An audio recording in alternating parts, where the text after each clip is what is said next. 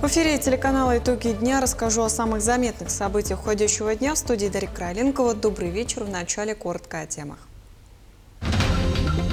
Проблемы с дефицитом авиатоплива наблюдается и в Нерюнгринском районе Якутии. По поручению главы республики вопрос будет отработан с промышленными компаниями. Сезон водных пассажирских перевозок в Илимском районе продолжается. По Лесе курсирует почти месяц, 3 раза в неделю. Медицинские работники Якутии стали лауреатами национальной премии, которая считается одной из высших профессиональных наград в российском здравоохранении. Мирно прошел 67-й выпускной вечер «Алмазные зори», на котором со школы попрощались более 400 выпускников. В Якутске на стадионе Туймада торжественно открылся всероссийский чемпионат по стрельбе из лука, собравший 189 сильнейших спортсменов из 24 регионов страны. Саханнефтегазбыт ввело в Якутске и ряде районов республики временные лимиты на продажу топлива: 30 литров бензина и 200 литров дизеля на один автомобиль. Мера принята для борьбы со спекуляциями и искусственным дефицитом из-за ажиотажного спроса и массовых закупок в тару. При этом госкомпания сохраняет прежние цены, в отличие от частного сектора. Ограничения носят временный характер. Стабилизация ситуации на рынке ожидается в июле. Проблемы с дефицитом авиатоплива наблюдается и в Нерюнгринском районе Якутии. Об этом стало известно по итогу заседания комиссии по чрезвычайным ситуациям под председательством главы региона Айсена Николаева. По его поручению вопрос будет отработан с промышленными компаниями. Ситуация на контроле, отметил министр экологии республики Евгений Перфильев. Также в ходе совещания представители ведомств обсудили лесопожарную обстановку. В настоящее время в Якутии ведется тушение 7 очагов, 3 уже локализованы. При этом прогноз погоды на ближайшее время неблагоприятный. Службы в любое время готовы усилить авиапатруль в опасных зонах. Как раз первым вопросом Якутское управление гидрометеорологии выступило. Жара, особенно Южная Якутия, как раз Нерюнгринский район затрагивает, Алданский. Высокая грозовая активность по большей части территории республики. В зависимости от класса пожарной опасности мы кратность увеличиваем. Бывает 2 раза в день в сутки вылетаем на патрулирование. Ну и плюс круглосуточный спутниковый мониторинг и наблюдение с видеокамер. Сезон водных пассажирских перевозок в Ленском районе продолжается. По Лесе курсирует между Ленском, Пеледуем и Витимом почти месяц, 3 раза в неделю. Тарифы субсидированы. Подробности об этом далее в сюжете. На часах 10:50 теплоход по Лесе прибывает к причалу города Ленска. Как всегда, на судно нет свободных мест. Направление Ленск-Витим остается востребованным, ведь жители поселка приезжают в районный центр для решения самых различных вопросов. Ну что ж, субсидированные билеты – это вообще здорово. Особенно для пенсионеров это большое подспорье. Я лично медосмотр приезжал, проходил здесь на продление оружия. Есть скидки. Они назначаются по месту жительства, если проживаешь в республике Саха-Якутия. За какую сумму вообще вы играете? 3500 рублей. Очень удобно, что такие скидки все-таки существуют, потому что проезд в 3500 рублей это не равен никакому авиабилету. Напомним, субсидировать тарифы на перевозку пассажиров речным транспортом администрация Ленского района начала с 2018 года. Жители могут приобрести билет со скидкой 50% по маршруту Ленск-Витим-Пеледуй, оплатив за проезд не 8800 рублей, а чуть более 3800 рублей. Субсидирование сохраняется благодаря договоренности администрации района с ПАО «Лорп». Размер субсидий на 2026 год порядка 20 миллионов. Планируемое количество перевозки пассажиров более 8 тысяч человек. Рейсы выполняются 5 дней в неделю. Значит, субсидия позволяет жителям Ленского района осуществлять проезд с 50% скидкой. По Лесе будет курсировать между населенными пунктами до окончания навигации. Светлана Балеева, Андрей Балеев, Ленск. В июле с новыми законами и рядом изменений. Перемены затронут пенсии, налоги, кредиты и сделки с недвижимостью. Что изменится с первым днем летнего месяца, смотрите далее. 1 июля вступают в действие новые законы. Изменения коснутся преимущественно финансовой сферы.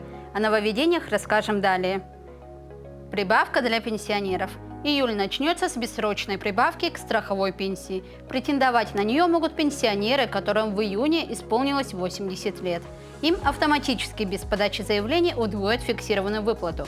Она составит 19 169 рублей 38 копеек. Перерасчет ждет и тех, кто в июне получил первую группу инвалидности. Им фиксированную выплату также увеличат вдвое со дня установления группы. Якутянам, как и другим жителям Крайнего Севера и приравненных к нему территорий, отныне не придется подтверждать право на повышенную фиксированную выплату к страховой пенсии. Новое правило затронет тех, кому пенсию доставляют на дом через Почту России или выдают в кассе почтового отделения. За биометрией будущее. Росреестр разрешил проводить сделки купли-продажи и дарения с помощью биометрических данных – отпечатки пальцев, изображение лица и радужную оболочку глаза. Система станет дополнением к уже привычной усиленной квалифицированной электронной подписи ОКЭП. Поправки в законе теперь четко прописывают два условия – идентификацию сторон через государственную информационную систему ЕБС и подписание документов УКЭП заявителей. Новый способ не отменяет старые. При желании сделку можно оформить в МФЦ через нотариуса или в самом Росреестре. Зарегистрировать биометрию можно через приложение госуслуги «Биометрия», а подтвердить в центрах обслуживания, например, в офисах, банках. СБП теперь только с ИНН. С 1 июля ИНН становится обязательным элементом при переводах через систему быстрых платежей. Это сделано для борьбы с дропами, подставными лицами, через которые мошенники выводят украденные деньги. Номер телефона, карту или паспорт злоумышленник может сменить, а ИНН остается неизменным.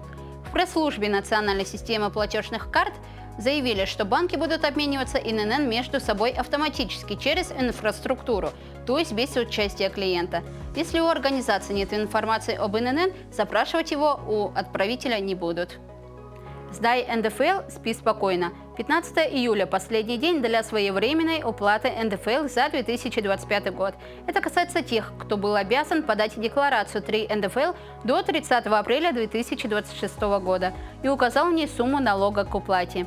Оплатить налоги можно через сервис уплаты налогов и пошлин на сайте ФНС или в личных кабинетах налогоплательщика. Уже с 16 июля за каждый день просрочки начнет капать пеня – 1/300 ставки рефинансирования Банка России. Упрощенный подход к кредитам. С 1 июля Банк России вводит ограничения для упрощенного подхода, когда заемщик просто указывает доход в анкете. Вводится дисконтирующий коэффициент в 10%. При расчете неофициальных доходов будет учитываться только 90% от суммы. Полностью отказаться от упрощенного подхода и считать только официальные доходы планируется с 1 июля 2027 года. Кроме того, с июля вступает в силу новая редакция базового стандарта для МФО. Теперь им запрещается ставить за клиента галочку о согласии на дополнительные услуги, если они предлагаются не одновременно с договором. Также запрещено скрывать от потребителя полную информацию об услуге, ее поставщике и праве отказаться от нее. МФО больше не смогут с помощью цвета, размера шрифта или других визуальных уловок акцентировать внимание на выгодных условиях, умалчивать об остальных. Страхование жизни. Новый вид с инвестдоходом. С 1 июля в России становится доступным новый вид страхования жизни с инвестиционным доходом. Страховые компании обязаны прямо указывать источник дохода, фиксированная ставка или четкая формула, привязанная к рыночному индикатору. Страхование делится на две категории. Первая – с объявленной доходностью, где выплаты зависят от общей инвестдеятельности страховщика и не привязаны к конкретным активам. Вторая – с расчетной доходностью, где доход напрямую зависит от прибыльности конкретных активов и рыночных факторов. Оформить второй вариант смогут только физлица со статусом квалифицированного инвестора при условии единовременной уплаты страховой премии не менее 6 миллионов рублей. Медицинские работники Якутии стали лауреатами национальной премии «Призвание», одной из высших профессиональных наград в российском здравоохранении. Одним из лауреатов премии стал врач-невролог Ниренгринской центральной районной больницы Фёкла Иннокентьева. Подробности у наших коллег. Фёкла Иннокентьевна начинала свой трудовой путь рядовым врачом-неврологом в поликлинике старого города. Со временем Нерюнгри рос, население взрослело, менялись и запросы в оказании медицинской помощи.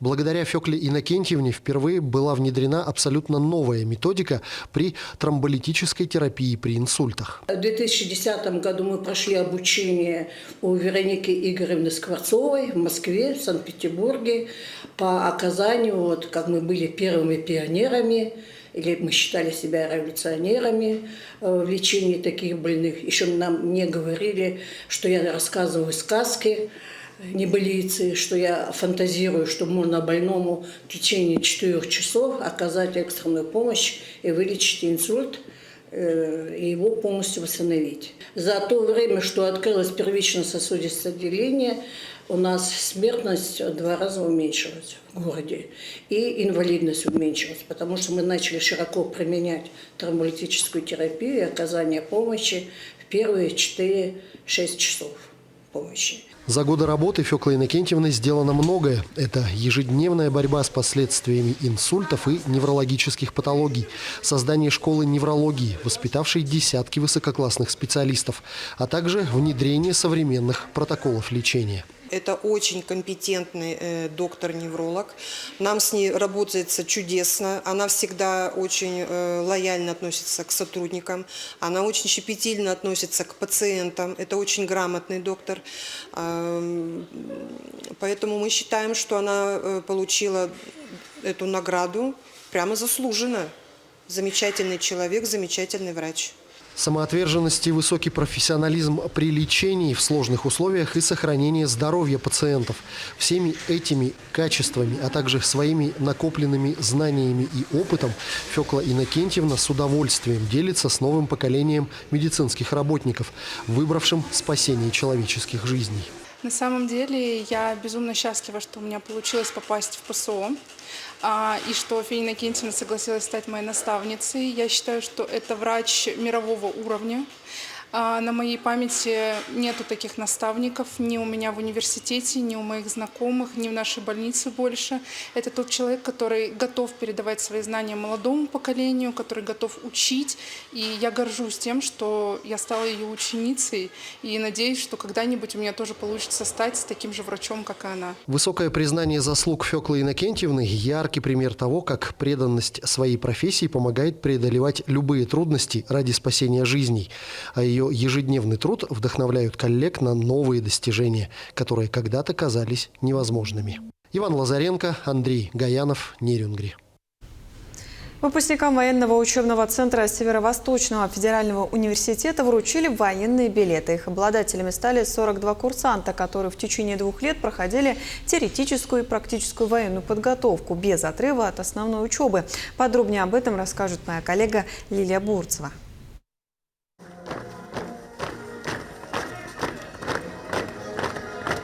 За минувшие 2 года студенты успешно освоили программу военной подготовки и прошли все предусмотренные этапы обучения. Итогом стала успешная сдача выпускных испытаний и получение военных билетов. Теперь все 42 выпускника военного учебного центра будут зачислены в запас вооруженных сил России без прохождения срочной службы по призыву. По словам руководства центра, высокий уровень подготовки подтверждают и результаты итоговой аттестации. Подготовка ребят на хорошем уровне, потому что после окончания учебных сборов они сдают итоговый экзамен комиссии Министерства обороны. И по итогам этого экзамена все получили 4 и 5. То есть троек у нас не было, поэтому оценка была общая хорошо. В военном учебном центре СВФУ реализуются 2 программы подготовки в интересах сухопутных войск страны – солдат и сержантов запаса. Сроки обучения различаются. Будущие сержанты осваивают программу в течение 2 лет, а солдаты запаса – 1,5 года. После теоретической подготовки все курсанты проходят обязательные учебные сборы в Благовещенске, где условия максимально приближены к армейской службе. Именно практический этап, по словам выпускников, становится одним из самых важных и запоминающихся. На военных сборах я считаю, что самыми важными качествами, которые я приобрел, это сплоченность, это работа в команде, да, понимание своих сослуживцев, и альтруизм, наверное. Мне очень интересно было. Это студенческие годы, они прошли у меня очень активно, я считаю, благодаря именно военной военному учебному центру. Учебные сборы проходят на базе Дальневосточного высшего общевойскового командного училища в Благовещенске. Там курсанты осваивают навыки стрельбы, вождения боевых машин, тактической подготовки и несения службы. Уже в ближайшие дни на сборы отправят третий набор курсантов военного учебного центра. Вообще у меня отец, тоже предысторию, он проходил обучение в военной кафедре в студенчестве. И я решил, почему бы и нет, как говорится. Практический опыт полученный, честно говоря, удивительно хороший. Это коллективная ответственность. Это как человечку, который никогда в жизни топор в руках не держал. Сказали, иди накали дрова. И делай, что хочешь с этим. То есть столкновение с жизненной реальностью. И в этом плане я считаю, что военный учебный центр очень хорошо преуспевает. Особенности с очеловечиванием. Статус военнослужащего запаса дает выпускникам военного учебного центра ряд преимуществ. После окончания СВФУ они не подлежат призыву на срочную службу, получают воинское звание и зачисляются в запас по своей военной учетной специальности. Это позволяет молодым специалистам сразу начать профессиональную деятельность, продолжить обучение в магистратуре или аспирантуре, а также построить карьеру в силовых структурах. Лилия Бурцева, Артем Наговицын, Якутск. Мирно прошел 67-й выпускной вечер «Алмазные зори», на котором со школы попрощались более 400 выпускников. Особое внимание уделили отличникам. В этом году в Мирнинском районе 68 медалистов и 2 100-бальника по ЕГЭ. За выдающийся результат выпускники получат республиканскую выплату в размере 100 тысяч рублей, а также дополнительную премию от главы Мирнинского района. Кроме того, в районе учреждена специальная премия для учителей, подготовивших учеников, набравших максимальный балл. В 2026 году в Мирнинском районе заканчивают среднюю общеобразовательную школу 414 выпускников 11 классов. Позади последний школьный звонок и ответственная пора экзаменов, с которыми вы достойно справились. Молодость – это то время, когда безудержное желание изменить мир. Что ж, меняйте, но меняйте только в лучшую сторону. В Якутске на стадионе Туймада торжественно открылся всероссийский чемпионат по стрельбе из лука, собравший 192 сильнейших спортсмена из 25 регионов страны. Церемония открытия включила в себя парад сборных команд и масштабное культурное шоу с участием около 200 артистов и творческих коллективов республики. Соревнования определят лучших лучников России в главных стартах сезона. Чемпионат России здесь, в Якутске, взял свое начало в 2024 году, когда Республика Саха-Якутия отмечала 60-летие стрельбы из лука в республике. И Айсен Сергеевич тогда принял решение о проведении чемпионата России здесь. И мы, конечно же, эту идею поддержали. Сильнейшие спортсмены приехали, все наши олимпийцы, призеры Олимпийских игр, члены сборных команд и юные подрастающие поколения спортсменов. Сразу после торжественной части спортсмены перешли к борьбе за результат, приступив к выполнению сложного упражнения М1 серии выстрелов на коротких, средних и больших дистанциях. О том, как прошел первый день соревнований и в какой форме находятся фавориты, расскажет Иннокентий Кычкин. В последующие дни оспорить медали национального чемпионата на арену стадиона Туймада выйдут 192 участника из 25 регионов страны. Среди них заслуженные мастера спорта России, серебряные призеры Олимпийских игр в 2020 году в Токио Ксения Перова и Елена Осипова, а также Инна Степанова, серебряный призер Олимпийских игр в 2016 году в Рио-де-Жанейро. Все они стреляют из классического лука. Настрой боевой, собственно, как и у каждого присутствующего на этом поле. Подготовка идет полным ходом, и сейчас идет пристрелка на каждую дистанцию. Это 30, 50, 60, 70, а у мужчин еще и 90 метров. В принципе, у меня большие ожидания от этого чемпионата, потому что и поле, и организация на высоком уровне. В общем, будем ждать золота. По словам организаторов, отличительной чертой этого чемпионата являются активности для гостей прямо во время соревнований. Все желающие смогут безопасно и не отвлекая спортсменов принять участие в различных мастер-классах. на второй день квалификации после коротких дистанций, это 50 и 30 метров, будут отдельно соревноваться ветераны. Это те, которым исполнилось 50 лет и старше, которые до сих пор стреляют из классических и блочных луков. Вот они тоже будут стрелять на 50 и 30 метров. Традиционно сильный состав представила команда Забайкальского края, которая привезла на турнир 15 спортсменов. Среди них семикратный чемпион России, заслуженный мастер спорта, участник Олимпийских игр в Токио 2020 года Галсан Базаржапов. Именитый лучник высоко оценил уровень организации. Ну, конечно, мы уже знали, что здесь будет чемпионат России, и нам уже говорили, что будет открытие грандиозное, закрытие грандиозное. Но мы, как приехали, тоже видим, конечно, это происходит уже на высшем уровне, скажем, на уровнях Европы и мира. Ну и, конечно же, хочу сказать слова благодарности Республике Саха-Якутия, то, что вы принимаете такие большие мероприятия. Ну и судьям, спортсменам, конечно, желаю всего хорошего, наилучшего. Стрелковый норматив М1 предполагает 4 дистанции: для мужчин 90, 70, 50 и 30 метров, для женщин 70, 60, 50 и 30 метров. Норматив выполняется в 2 дня. Первый день дальние, во второй короткие дистанции. Далее пройдут личные финалы и смешанные командные соревнования мужчин и женщин. Иннокентий Кычкин, Семен Семенов, Якутск. Однако чемпионат в этом году – это не только спорт высоких достижений, но и большой праздник для зрителей. Параллельно с основными стартами на арене стадиона развернулась насыщенная фестивальная программа, объединившая участников и гостей турнира. О самых интересных локациях и событиях фестиваля в сюжете Арины Сотниковой. На территории стадиона организованы тематические площадки, зоны отдыха и точка общественного питания. Для разных возрастных групп предусмотрены интерактивы, фотозоны с национальными костюмами и детские тиры. Наш город Якутск за последние много-много лет во второй раз принимает чемпионат России по стрельбе из лука. Да?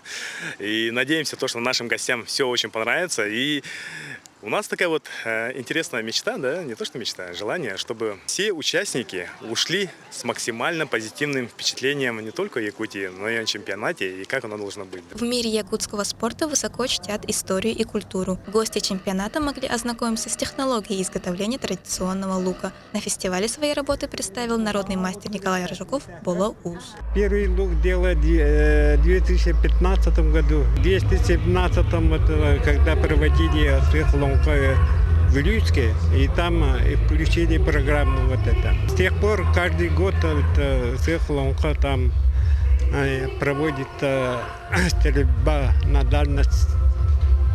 И нынче тоже вот это в Кобяйском луке тоже должен проводиться, и там тоже я готовлюсь. Якутск принимал лучших лучников страны еще 12 лет назад в спортивном комплексе Дохсун. И если тогда это был юбилейный зимний турнир в помещении, то сегодня это масштабное летнее шоу под открытым небом, над организацией которого трудилось огромное количество людей. У нас есть конкретно несколько зон от наших спонсоров-партнеров.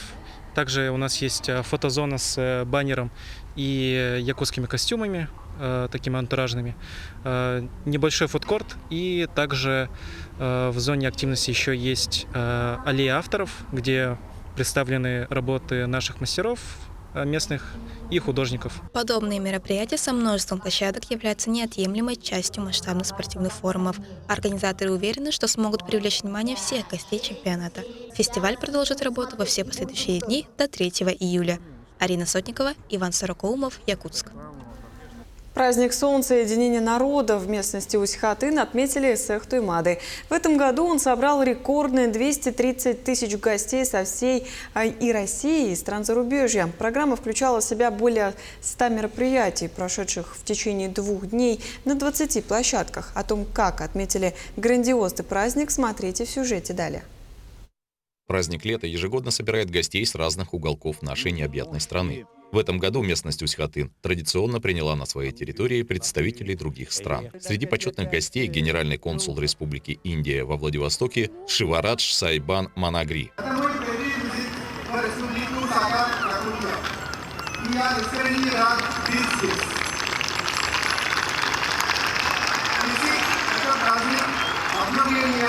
гармонии и благодарности природе.